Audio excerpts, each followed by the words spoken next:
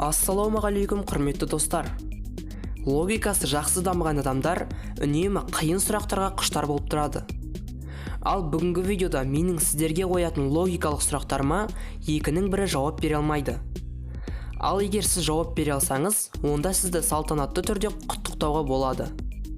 Бірақ менің бүгінгі видеомдағы сұрақтар сіздерге оңайға соқпайтынына сенімдімін.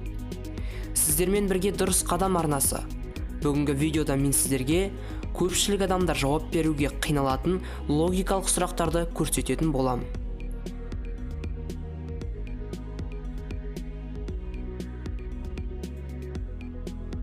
Текшелі ойжұмбақ. Суретте қарапайым текшелер берілген. Сізге қойылатын сұрақ: суретте неше текше бар?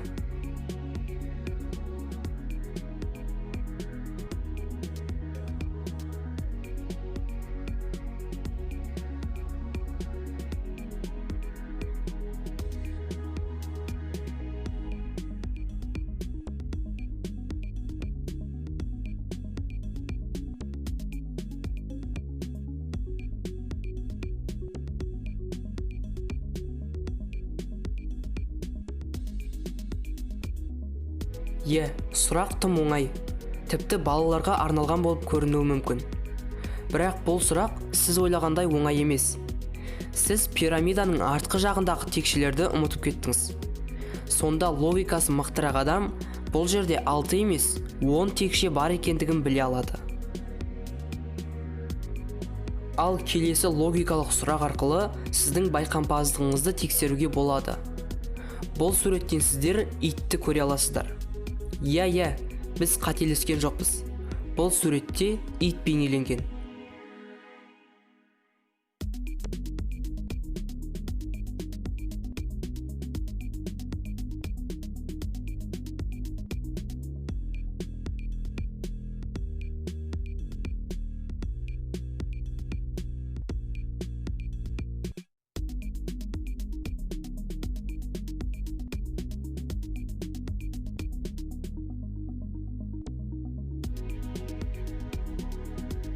Ал енді таппаған болсаңыз, суретті керісінше қарайық.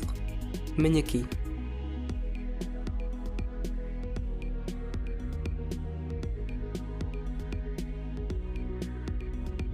Келесі бұл суреттен сіз панданы табуыңыз керек. Тек бұл жерде суретті керісінше аударудың қажеті жоқ.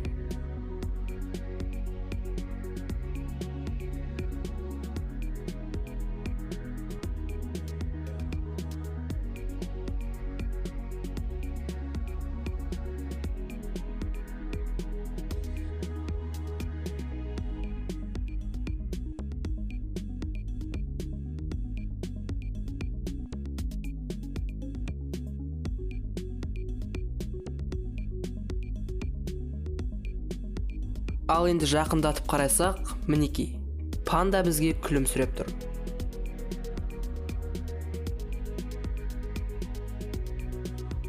Атаның жасы.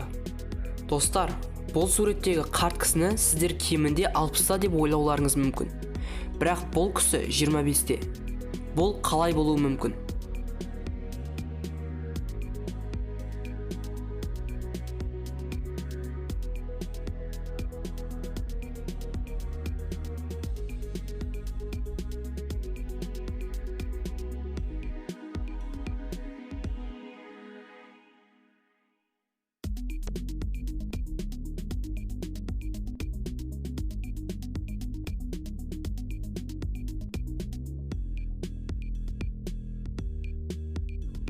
Достар, бұл сұрақтың жауабын сендер өздеріңде тапқан шығарсыңдар деп ойлаймын.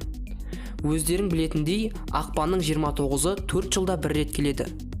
Бұл кісі 4 жылда бір рет келетін ақпанның 29-ында туылған. Яғни бұл кісіні 25-те деп сенімді түрде айтуға болады.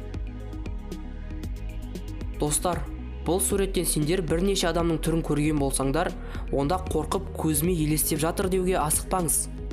Сіз қарапайымсыз. Тіпті басқалардан байқампаз болуыңыз да мүмкін. Сонымен, бұл жерде қанша адам бейнеленген?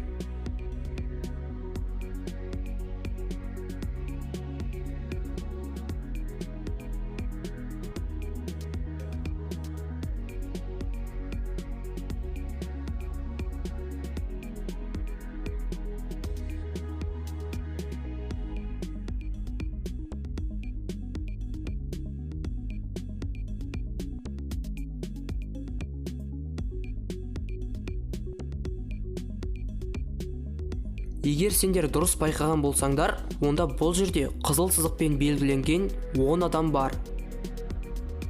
Достар, келесі сұрақтың жауабын табу сіздер үшін оңай болмауы мүмкін. Мына суреттен тек қана бір шырпыны қозғап, төртбұрыш жасау қажет.